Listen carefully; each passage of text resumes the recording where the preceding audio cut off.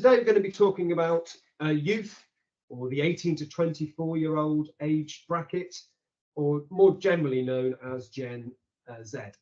Now, I went on the internet, had a look at some of the subjects that have been covered recently on Gen Z.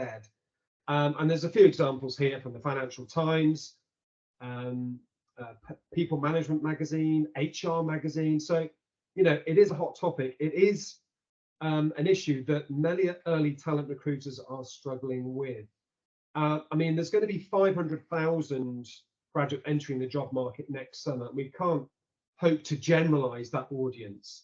They're a very mixed bunch of individuals from very diverse backgrounds, and it can be a constantly moving target for early talent recruiters to try and pin down exactly what makes them tick. Now, I don't know if any of you are Gen Z generation yourself, but for the very first time, we now have 5 generations in the workplace. So, you know, there's going to be differences. We're all a product of when we're born, and certainly this generation, technology has been a huge factor in shaping their behaviour, attitudes, and their outlook towards employers. So that's what we're really going to try and nail today from our speaker. So hopefully we're going to solve some of your problems today, give you some insights into how this generation tick, and hopefully this will help with your campaigns for 2024. Over to you, Josephine. Brilliant. Thanks, Dan. That was a really nice introduction. And yeah, casting my mind back to all the times we've bumped into each other at different conferences, pre and post pandemic. What I'll do now is share my screen. So that will be helpful for me to then be able to take you through. So great. I've decided just to go really dramatic with this presentation and call it 3 workplace revolutions happening right now. And I guess you probably know what these workplace revolutions are. You guys work in recruitment all the time, but I guess the point of me coming today and talking about them is because I head up the youth practice at Savanta. We focus on teens and 20-somethings, their journey into adulthood, what they think, what they feel, what they do, and how that can be harnessed to improve the way that brands connect with that generation. So I might be talking about things you already know, I'm sure you do, but what I'm going to be doing is laying on my interpretation of how I see it as a youth researcher with my sort of 10 plus years of looking at, originally it was millennials, they're now too old, and we mostly look at Gen Z, to really have, I guess, a bit of a conversation at the end about these 3 revolutions, because I feel that we're not in the same place, which is not a bad thing. It means that we're considering our options, but it's all change for Gen Z. So let's see. As Dan said, I now work for Savanta. So I used to be the managing director of Youth Site Research. We had a huge, well, we still do have a huge panel, but we were bought by Savanta. So instead of being the managing director there, it's a huge organisation. I'm a VP and head of the youth practice. So what we offer now to our clients is quite unique insofar as Savanta has lots of different client teams. So those teams really understand their client's business really well. And what I bring to the table is an understanding of the audience. In the past, clients would have to decide, do I want an agency that really knows Gen Z or young people, or do I want an agency that really understands what we do as a business? And it's always kind of been that way up until now. So now that we've joined Savanta, we're offering this joined up solution, which is great for clients, but also great for us, because it means that we're able to deliver better insights, better recommendations to our clients going forward. And a lot of the data I'm going to be sharing with you today, well, it'll be from all over the place because, you know, there's no point sticking to one data source. We want to get a full rounded picture, but a lot of the data I'll be sharing from Savanta comes from our State of the Youth Nation product. So this is our UK youth tracker. It focuses on 16 to 24s. It's been going since 2015, so that's 8 years of trend data, which is so useful. And I've got a couple of really insightful trend lines to show you because it shows the power of, if you were to ask a question at one moment in time, it wouldn't necessarily have much impact. But being able to look back 8 years, you can see things going up or indeed going down incrementally, which is giving you a real sense of where we're going and what to prepare for. So I'll be sharing the data and a lot of TikToks as well, just as an FYI. As a youth researcher, couldn't help myself but include some of those in this presentation. So watch out for those. And let's start talking about the revolutions. Oh, yeah, there we go. So this slide kind of made me laugh when I was putting it together because I'm going to be talking about 3 revolutions and it really doesn't look revolutionary in any way, shape or form. So I guess maybe I didn't want to shock you with my first slide. These are the 3 revolutions that I'm going to be talking about. As I said, you probably know most of them. The first we're going to talk about is, I've called it the exchange. And for me, this is probably the most interesting one, as it's kind of quite philosophical, I guess. We'll then talk about the technological revolution, and this is about the role of AI in our everyday work. And then finally, we'll talk about workplace revolution and what Gen Z want. And I think that's definitely probably the most debated topic at the moment.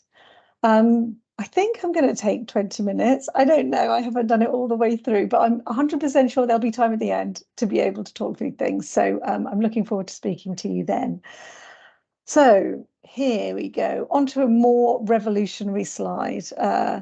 And this is kind of hopefully getting you in the mood for what we're going to talk about. So I just wanted to pause before we got into the 3 revolutions to sort of make the statement that Gen Z is a change maker generation.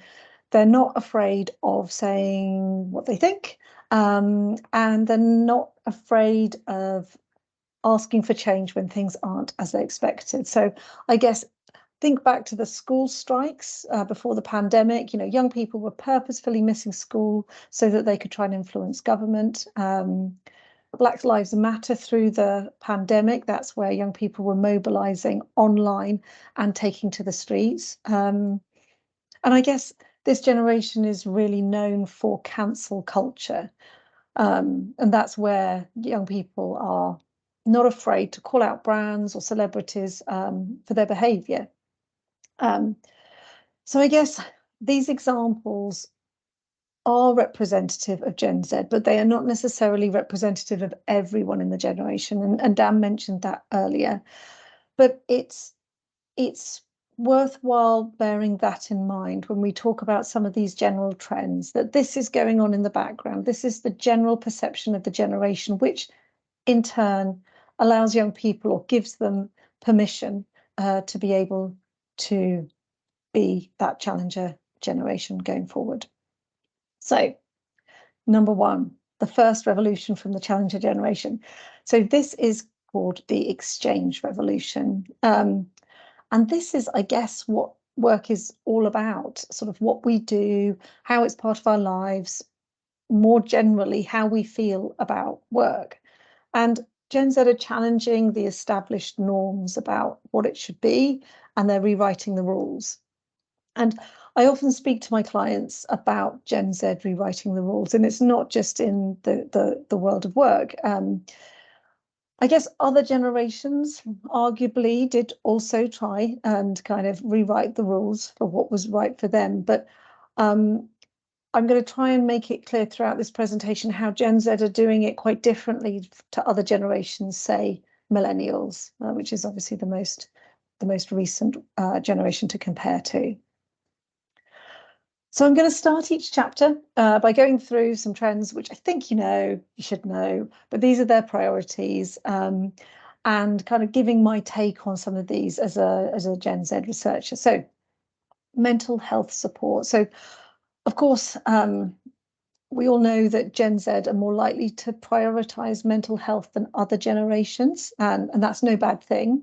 They're wanting their employers to offer mental health resources like counselling or duvet days or meditation classes even.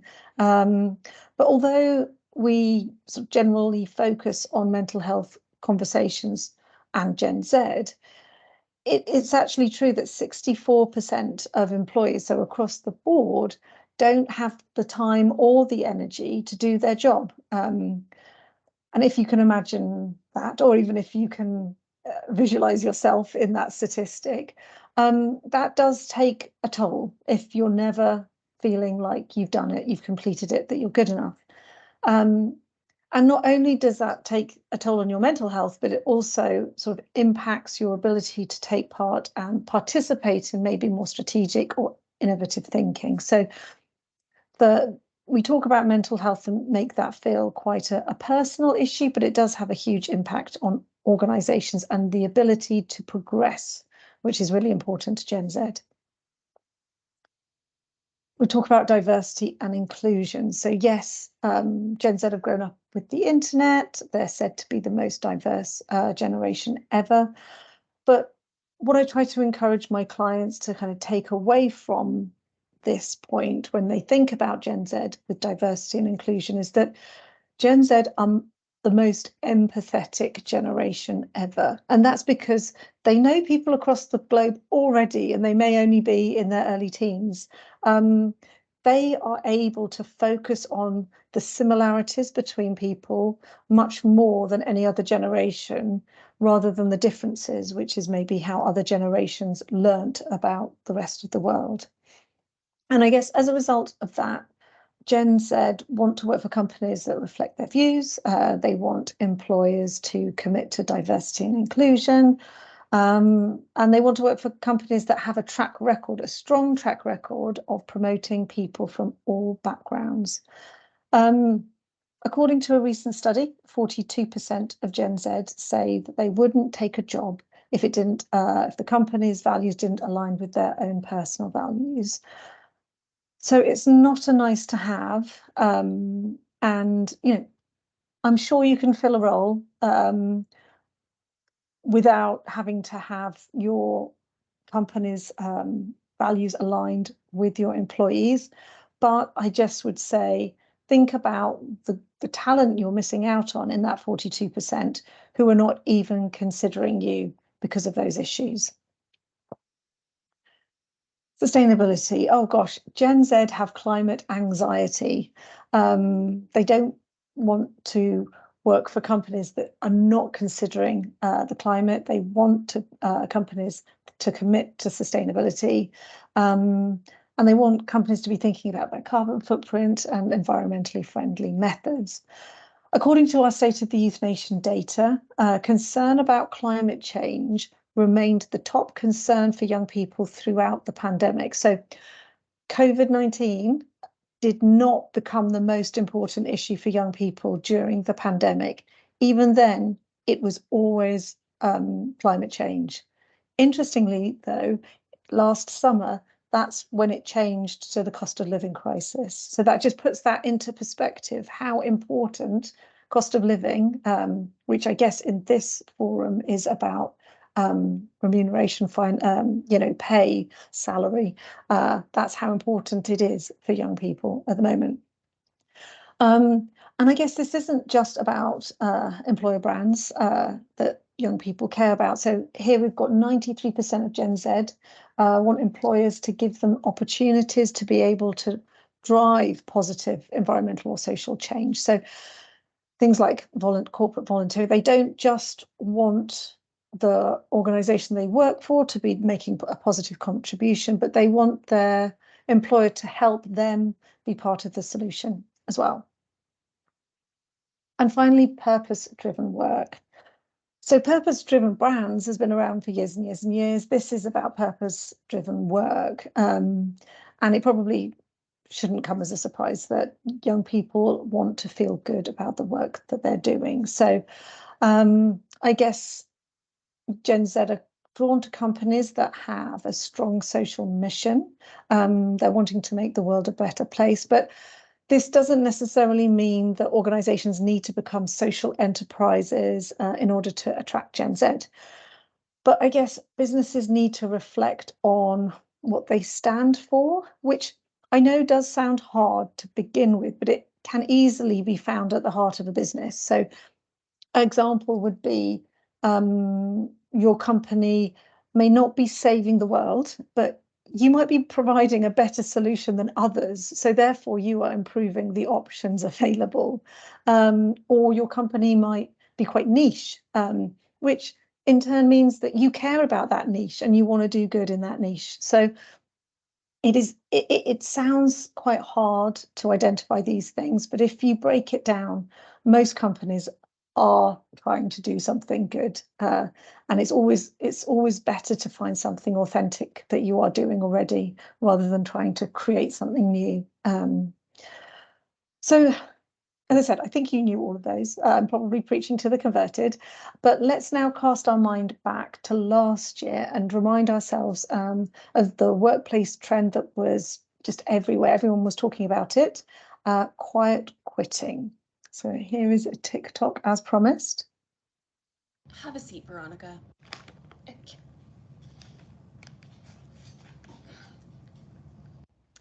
did you tell everyone in the office about quiet quitting? I did, yeah. I did do that, yeah. Okay, do you know what that means? Yeah, it means that you just come to work, you do your job, and then you go home. You should try it sometime. Okay, well, this is creating an unhealthy mindset for our employees. But don't you think that telling your employees to go above and beyond for a company that pays them a salary that they can barely live off of, don't you think that's unhealthy? Veronica, please stop. You need to stop. Deborah, come here. What's up? Did you get any bonuses or a promotion for going above and beyond? I have not. I'm still waiting patiently. Oh, the poor thing. She's been going above and beyond for years and has nothing to show for it. So why would I? Okay, well, if you keep talking about this with other employees, we're going to have to take corrective action. Corrective action for what, Susan? You're so silly. I come here, I do my job, I do a good job, and then I go home and I pay my bills. Anyways, if you want to pay me more, then maybe I'll go above and beyond for that. Okay. All right. Thank you, Susan. Bye. Bye. So that was about the first of many TikToks I'll be showing you today. But it's also worth mentioning that TikTok is a really popular source of information for Gen Z when they are looking for work, for career advice and aspirations. And these are the sort of things that they will see. But I guess when working with a client, I always try and sort of check TikTok. This is more of a little hint for you guys. What is actually being said about them on TikTok before we get into the nitty gritty, which I guess might be useful for your employer brand. But anyway, back to quiet quitting. And I guess I just wanted to pause and say that I feel that it's got quite a bad reputation, and it's just because of the name. I guess it's not about quitting, from my interpretation. It's about delivering your work, the work that's in your contract that you need to be doing, and asking that if you do anything over and above, that it's recognised by your employer. However, that's not how it's been covered in the media, and that's not how it is online. But I guess when you put it like that, a little less controversially, it does seem honest and fair. However, I guess it's not the conversation that many of us have had with our employers and bosses over the years. Let's move on to 2023. So this year's latest trend on TikTok. This is lazy girl jobs, and this is the person that invented the term. It's called lazy girl jobs, not because we're being lazy. It's an anti-hustle dig. Back in the day, you would be the first one into the office and the last one to leave. This is basically saying true work-life balance, like all the stuff that I talk about here, working smarter, not harder. Saying yes to that learning opportunity because we know it's not just a learning opportunity that would give us a raise. It usually doesn't happen like that, right? They're just getting a discount on labor. Everything that I'm talking about here is considered lazy if you compare it to the toxic corporate workplace expectations. This criticism is just exhausting. And honestly, the term lazy was put in there for marketing. And we're doing a pretty good job. I don't know if you've Googled lazy girl jobs recently. I don't know if you've seen the news, but there's a lot of traction in it, right? Because the whole point of this is to get this message across to as many people so that we can actually go live our lives and be amazing humans. So I think I'm doing okay. I'm gonna keep it. I'm gonna keep the word. Also, I got this question from like everyone. I also got this question from like journalists. I got this question all around the room. So this is just for you right here so everyone can stop asking. Is this just for girls? No, but God forbid a woman talks about her feminine experience to give other women career and financial advice. Only 70% of my audience demographics on this account and on Anti-War Girl Bosses is female.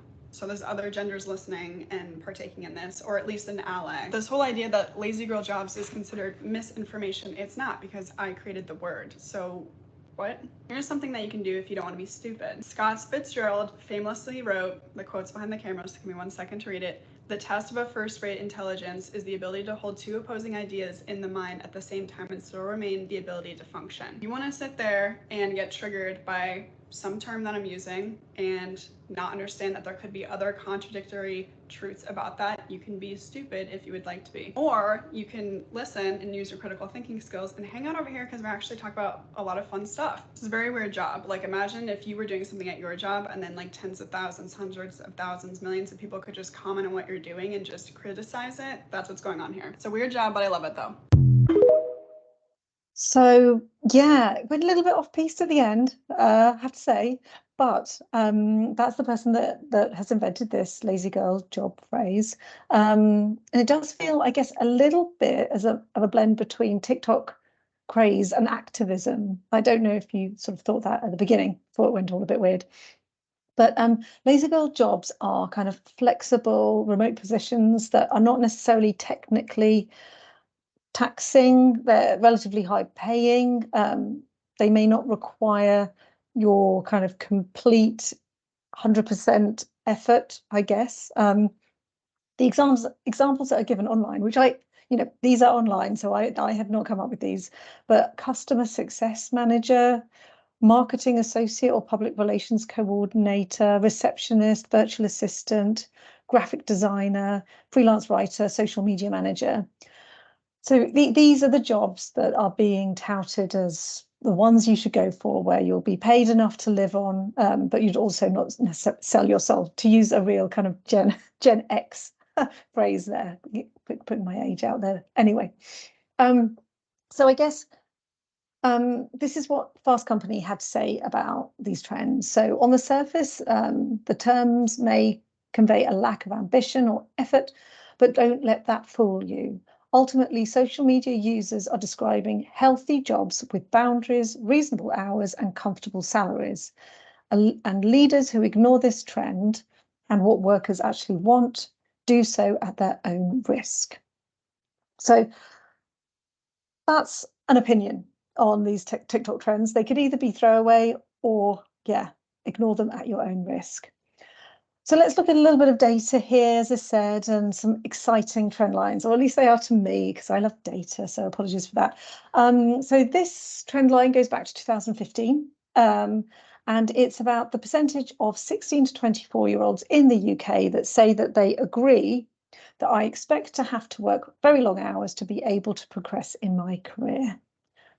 As you can see, that has been in long-term decline since 2015. So it was 65% back in the day. It's now just tipped under 50% of young people who think that they need to work those long hours to get ahead. And I guess this suggests that quiet quitting or the lazy girl job trend hasn't come out of nowhere. This line was in decline before the pandemic, before we were working at home. So I guess young people's expectations have been going this way for quite a long time. And the second one, I love this one. This is about work-life balance. So the percentage of young people who agree that in a job, work-life balance is more important to me than earning lots of money. And as you see, there's little movement in the green line, which is an agreement that young people want work-life balance over lots of money. I guess you could argue that maybe we all started off here, I don't know, when we were 16 to 24, don't know, and we just joined the workplace and forgot. But it just shows you that this hasn't changed since 2017.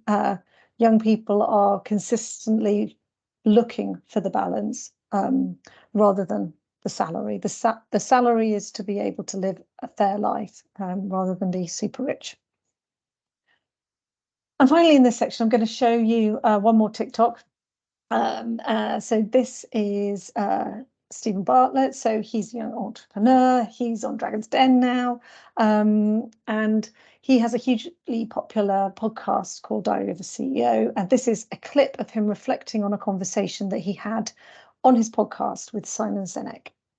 I sat with Simon Sinek 2 weeks ago. And one of the things I really took away from that is we lead with an assumption that all of our team members want something from work that we would want from work. So we believe that our team members want to work, 15 hours a day, and they want to achieve these big goals, and they all want to become millionaires, and that's just fundamentally not the case. And that is okay. Some of our team members want to have multiple jobs. Some of them want to pursue their web design business on the side and go and dance in Peru for a couple of months on the side. And you'll end up losing great people because you lead with an assumption that we're all the same and we all want the same thing. Have we ever paused for a second to ask each member of our team what they actually want from their job and what they want from work? And if we did, would we do a better job of retention, engagement, and ultimately serving our company and mission in a more effective way? And that's something I've been thinking a lot about since I chatted to Simon, which was, have I turned to all of my team members and really asked them what they want from work, or do I just assume they want the same as me? And it goes back to my point about subjective success. Success is something, but if you've walked a different path in life, success for you is something entirely different. And if I don't take a second to listen and understand, then I can't create a solution that gets the best out of you. I hope we're having these conversations more about the employee-employer relationship and thinking about how we can craft a more bespoke experience to satisfy both sides. There we go. I'm going to leave this section with a provocation. And it's a simple question, really. I guess, are we ready to be honest about work? And I think that's a question that Gen Z would like us to come back to and have a chat about. So on to revolution number 2. Oh, gosh, I hope we're not getting too tired of revolutions. This is the technological revolution. And, it's the AI revolution. And I guess I've got a term that I discovered while doing the research for this webinar that I think really bridges the last revolution and this one together. And this is something called digital debt. I did not know what this was before. Don't know how many of you knew what it was, but I guess we're all carrying digital debt. So this is like the inflow of data, it's emails, it's meetings, it's notifications. This has all outpaced our human ability to be able to process with it. So I'm sure you all have unread emails, Teams, calendars full of meetings. And if you don't, I'm sure you're quite stressed about keeping it that way. But I guess that pace of work is only intensifying. Everything is feeling important. We spend all of our days dealing with this stuff to try and get out of the red or to get out of the digital debt.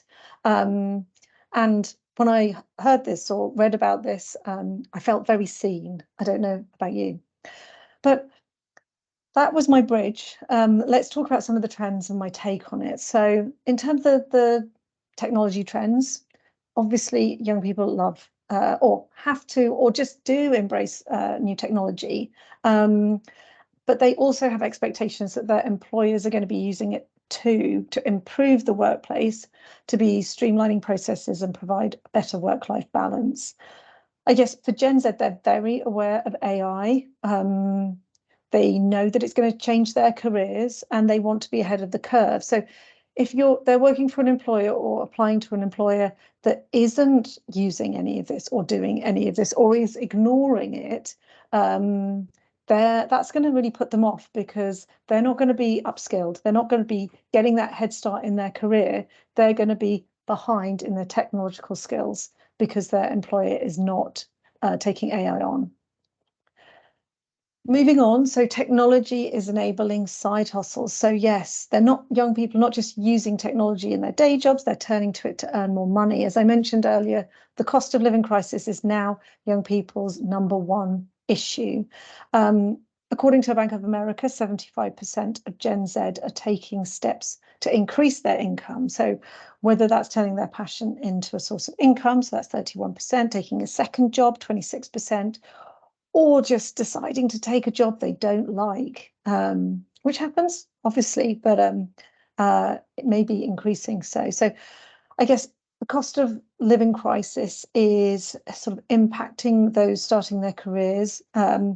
Inflation isn't matching kind of the pay and salaries that are being offered or increased.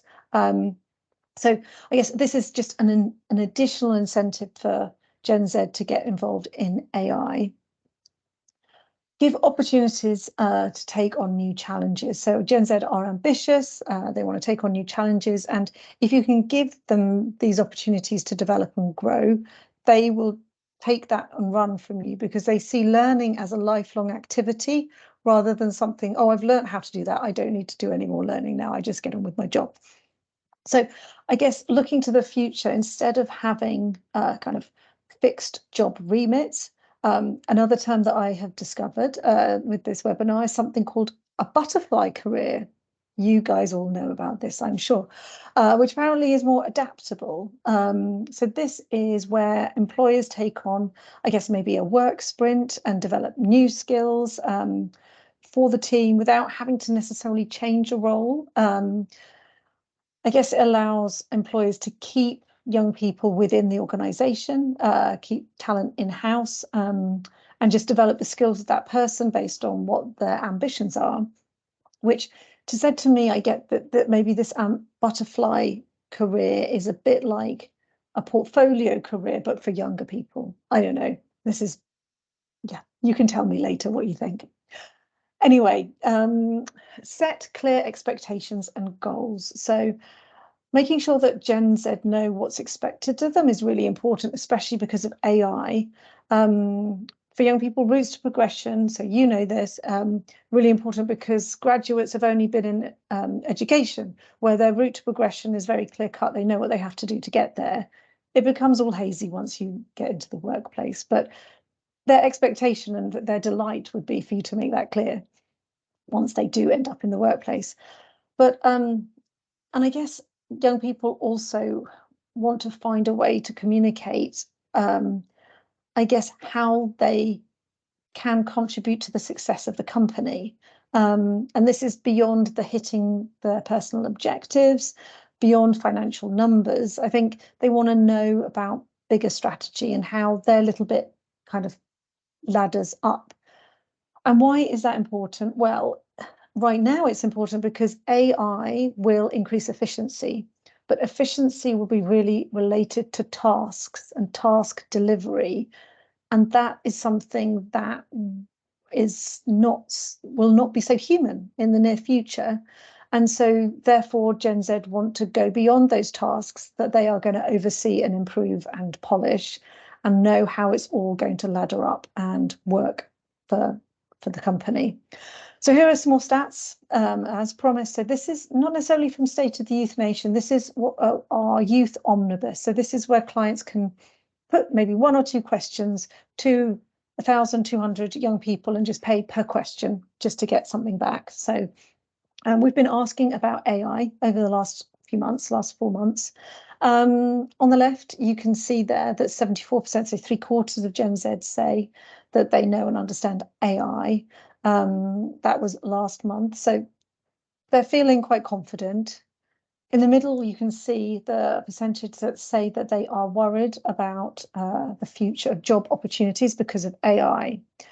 And this is only going back 4 months. This is from May to August this year. So that just tells you how young people are thinking about it.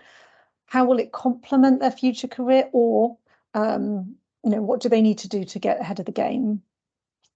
And then finally on the right, you can see that 50%, half of young people say that they have already personally benefited from AI. And I've got another TikTok of a young person talking about how AI can help them in their job search. This is the biggest job search hack of all time. Go to ChatGPT and enter in the job that you want to apply for. Then you're going to enter in this prompt. Based on the job description I sent to you previously, what prompts can I ask you to help better gather my most relevant experience for this job? ChatGPT will now provide you with a series of questions that your target hiring manager wants to see answers for, both on your resume and in the job interview. Now this is where the magic starts to happen. You have supplied me with 8 prompts. I now want you to answer each of those prompts for me, but I want you to answer them using my most relevant experience from my resume. I will now supply you with my resume. Do you understand what I want here? Yes. So the next prompt, below you will find my resume. I want you to use my most relevant experience from my resume to answer the 8 prompts you have provided to me earlier. Here is my resume. Now copy your resume and bang it in. ChatGPT will now identify your most relevant experience for your target role and use it to answer the questions you are most likely to be asked in your job interview. So use this information to update and improve your current resume and also as your answer script for your upcoming job interview. And if ChatGPT stops typing, just enter in continue and it will do its thing. There you go. So I guess I'll leave you with another point of reflection here. And I guess it's, will we be satisfied with efficiency?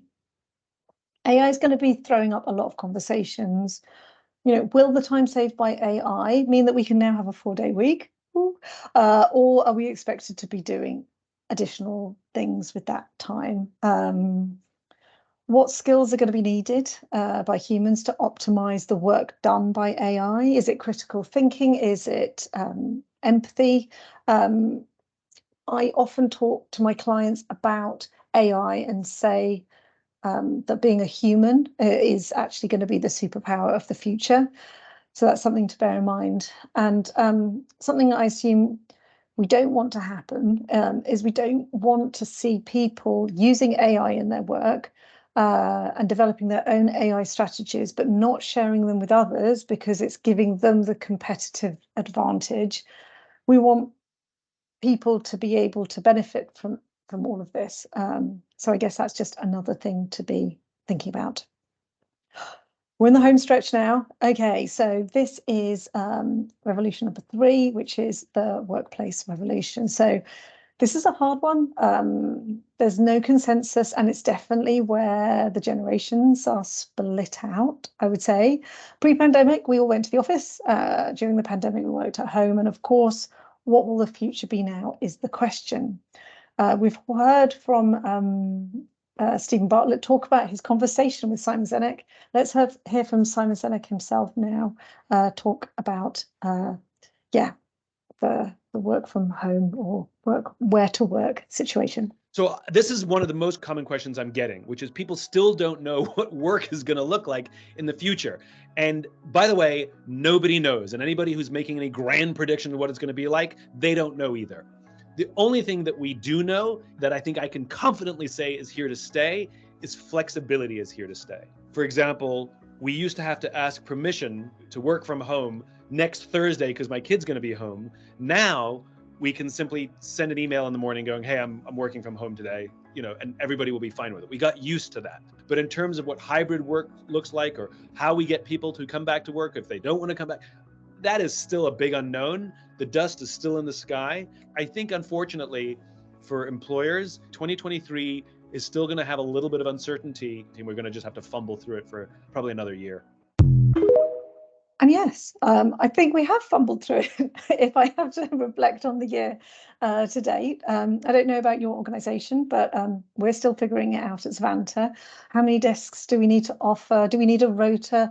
How do we encourage people back? Do we have a mandate? But you don't want to have a mandate because having a mandate gets you in the news. It's big decisions all round. So let's look at some of these trends. So as Simon said, sort of hybrid work, that flexibility. And Gen Z are more likely to prefer hybrid work arrangements. It allows them to sort of have home days, office days, give them that kind of flexibility and balance of their work, home lives. And if you remember earlier, we were talking about work-life balance, mental health. And I guess looking bigger picture, of course, Gen Z would want that. In other areas of their lives, you will see that they don't want to be penned in. You know, they like to be fluid. They want to be comfortable to do what's right for them. Thinking about things like gender, sexuality, it makes sense that Gen Z are not going to go one side or the other going forward if you just look beyond into their wider world. Empowerment. So yes, Gen Z want to be empowered and to have new challenges and make decisions, obviously within reason. In an employer, they're new in the company, but they are looking for employers that are able to give them that opportunity to grow and develop their skills. So here we've got 38% of employees, only 38% of employees feel proud of their work. Why is that? How can we increase that number? I guess being proud of where you work is a really good indicator of how things are going. And it's important, I guess, as it says underneath, because employees who do feel good about work, they're 6 times more likely to recommend their workplace to others, which in a graduate recruitment world is really important. And they're twice as likely to stay longer. Again, specifically in graduate recruitment, makes that initial kind of investment work for you. I guess be supportive and provide regular feedback. This links to the last trend. Gen Z want a supportive and encouraging work environment. They want a mentor to be there to help them when they need it and to celebrate their success. They're eager to learn, as I've just said, and feedback is really important, but only 25% of employees kind of get regular feedback. They say they rarely or never, so that's it, rarely or never receive praise from their colleagues. That's really low. And I think this is something that has fallen through the cracks, or as we're trying to figure out this hybrid world, this is where work needs to be done. It seems like the system's broken at the moment, and I'll talk a bit more about that in a moment. And then finally, it's that work-life balance. I've hinted at it throughout. And, you know, as our data said earlier, around 80% of 16 to 24s would prefer that work-life balance over a huge paycheck. They want to have a life outside work. So flexible hours, generous time off, these are things that, you know that you're probably offering. I think 83% of Gen Z would prefer sort of a flexi starting time compared to 68%. So 8 out of 10 versus 6 out of 10 older workers. And, you know, there's a desire to be autonomous in their work, but supported where needed, which is quite different. And that's from Deloitte. And here you've got nearly 75%, so 3/4 of managers and business leaders are saying that they find Gen Z employees more difficult to work with than older employees. Again, this is where the intergenerational tension around this issue is playing out, where people have had different experiences that they're rightly or wrongly thinking should be continue in perpetuity, while others are trying to do things slightly differently, and whether they should or shouldn't, if it's right or wrong, or if it is a right or wrong question, I don't know. Anyway, so here we go. This is, I guess, my take on this. So according to kind of MBA literature, there are 10 leadership styles. So being a coach, a visionary, a servant, an autocrat, being quite laissez-faire, being democratic, a pacemaker, transformational, transactional, or bureaucratic. Now, I guess these were all set up or created when we were all in the office, where leaders, managers, they were always visible. So I guess the question is, what are the leadership styles now? And I think we're still working to these 10, even though we're in a hybrid environment. Are we pausing to think, what is missing here? What can we add? How can we improve on things instead of what are we losing? You know, there are things that people are doing more practically here, things like you know, the open door policy. You can come and see me with any issue whenever I'm here. I'm ready to listen. How do you create that when we're in an online or a hybrid environment? How do you know, there used to be this thing called managing by walking around. I didn't know it was an official thing, but it is an official thing according to my research. You know, how is that done when everybody's working from their bedroom, especially Gen Z, like working in a shared house, and you know, all the things that come with different environments that they're working in. How do you do that online? And I just don't think, given my prediction that and Simon Zenek's, that flexibility is here to stay. Gen Z are not going to go one side or the other. We need to not be forcing people to do things. We need to be updating our management and leadership styles. And I guess it's because this is maybe our view and experience of the situation happening. So here we go. This is how managers might think Gen Z or grads are in the office. Where's my dad? I'm all alone. I'm too small to be here on my own. Because we all had this. This is how we do it. This is how we do it. And that's great. Some of us had a really great time in the office, and I think people are still having great times in the office, but it has to be different for different generations, and we have to let Gen Z figure out what's right for them. And I'll just leave you with a couple of final stats here. So this is a Deloitte piece of research. It was global, but these are the UK numbers. Only 11% of Gen Z in the UK are happy with their current office that they go to. And then on the right, like the percentage of millennials and Gen Z likely to look for a new job if they're asked to go to the office full time. So I guess these are, I think they're quite clear signs of how we should be talking to Gen Z about these sorts of things. And if you just layer on top again the backdrop where 51% of Gen Z, 47% of millennials in the UK say that they feel stressed all or most of the time, and that is higher than other kind of markets, it hopefully will give you an idea of how you can start communicating or continue communicating. So the provocative question here is, what is the role of the office going forward? It's not saying that it shouldn't be there, but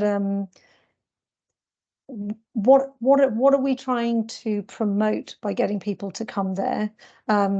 It's often not a quiet workplace. You know, someone's bedroom is quieter than the office, but there are loads of great things that can happen there.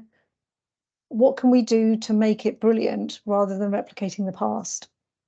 So to summarize very simply, the three revolutions are happening. The exchange revolution, are we ready to have that honest conversation about work? Technological, what a word, technological revolution.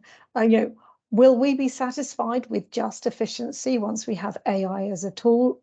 What are we going to do then? And then the workplace revolution, what is the role of the office? Thank you for listening. My email address is there. The youth practice email address is there as well, if you'd like to kind of talk to my team or my colleagues. And of course, the bit in the middle is sort of saying, if you'd like to work with us, we'd love to work with you.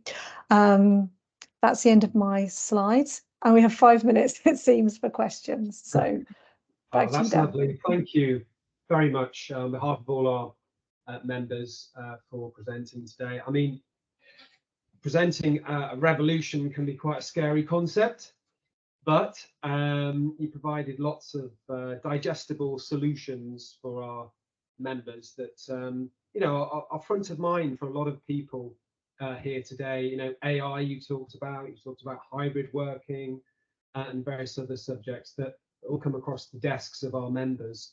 And you know, there's no easy quick fix, but going back to the original purpose of this webinar, that there are generational gaps. There's 5 generations in the workplace. We're going to rub up against each other, and we need to kind of work it out to get the best out of each other and all get along. So thank you for giving us, in a very short space of time, some useful insights, Josephine. Now, you've actually covered quite a few of the questions that were given to me, namely about how to attract Gen Z, what buttons to press, and various things. So you did talk about those in your slide for each of those revolutions under the trends.